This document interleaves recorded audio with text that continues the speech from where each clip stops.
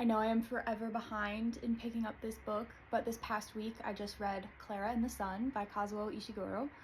This book was excellent. If you don't know what it's about, which most of you probably do, this book is a dystopian, futuristic book that I do believe takes place in the United States.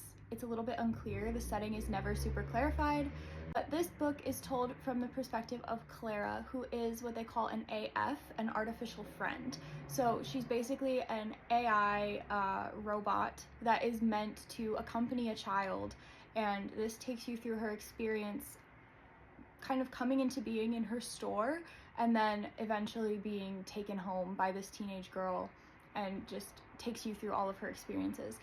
Since it is told from the perspective of this robot Klara, you only ever know as much as Klara knows, so things are being revealed to you, as much as she learns about the environment around her.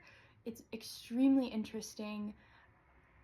It's a really interesting world. It's not like your typical dystopian AI type thing. It's not like Age of Ultron, where like the robots are trying to take over humanity. It's nothing like that. So it's a really interesting take on how the future might go.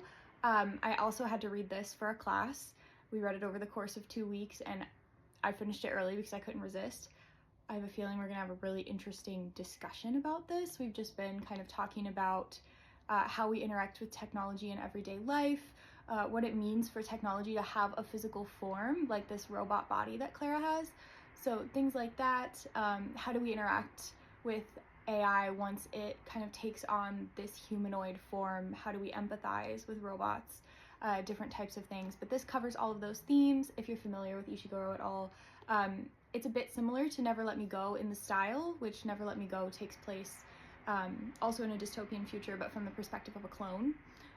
So, kind of analyzing those categories of the human. Very interesting. You should definitely pick this up if you haven't already. It's a short read, only about 300 pages. I read it in just a couple of sittings. But yeah, I would rate this probably like 4.5 stars, just because,